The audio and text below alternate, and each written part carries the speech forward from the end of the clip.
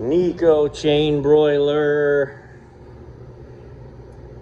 I haven't pulled the date yet, but it was definitely less than a year ago. I replaced this chain. Look at it. All the way around, it's not just one spot. The entire thing is just worn to gone. There's a debate between Nieco and the franchise company as to whose fault this is, because of course the restaurant chain is blaming Nieco for allegedly changing their alloy makeup, while at the same time this brand changed their burger composition. So methinks it's a mix of the two. You've got a Nieco rolled out a new chain for whatever reason, supply chain issues, cost management, whatever, and tested it with the old burgers and they were fine, but didn't tell the restaurant. The restaurant tested out the new burgers with the old chains and didn't tell anyone, and here we are. Who suffers? The restaurant. Because this chain is like $130 a foot, and you gotta buy 5 feet to replace this. So while we're here to pull this down, we're gonna pull a deep clean on it. We're gonna pull the panels and soak them, put the steamer to it, really clean all these spindles and everything. Twice a year we really try to go through. We'll check the flame sensors, probably replace them. Off we go. All right, as the teardown continues, I want to show you first the chain. You can see all the way through.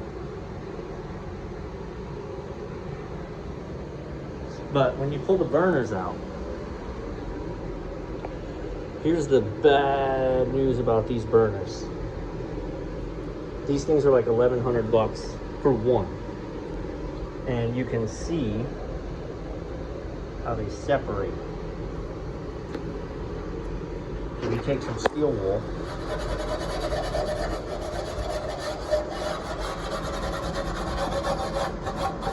you're also going to get an orifice pin and make sure all those are cleared out. From a manufacturer's specification standpoint, once it separates like that, you're supposed to replace it. There's a couple spots like that. Now, real world versus book world, I'll ask the owner what he wants to do. It is not going to be to replace this baffle burner. Or this burner box. That's good stuff. So, what I have had absolute success doing, if you look at where it's open, you can do your best to crimp it back shut on the track next to it to close the gaps.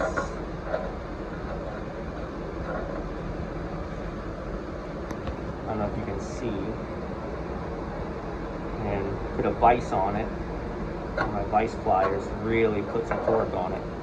You can get them to close. So, not manufacturer's specifications, but keeping them running with their involvement. I'm not responsible for this. I'm going to point it out so that if it becomes a problem, I pointed out it should be replaced. The reality is this is going to function just fine once I close them up properly. Alright, now you can see, let's give you an overview,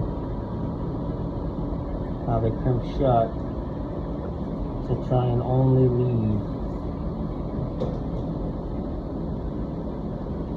the orifices that are supposed to be. And you see this side I haven't done yet.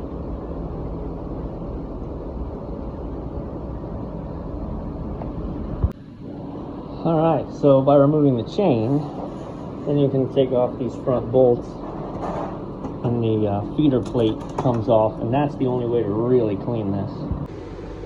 Boomba. Alright, so while we had everything off, that was the time to clean the plate, clean the rollers, clean all that, and we did our best to clean the one next to it as well. So we strung the chain, crimped it shut, and then dropped the tensioner to pull it. And we'll see.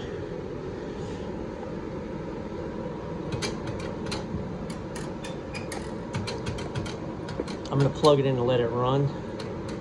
The tension's pretty good on that. I could probably fight with it and get one more rung, but I don't know if it's worth the fight. But let's see how it runs.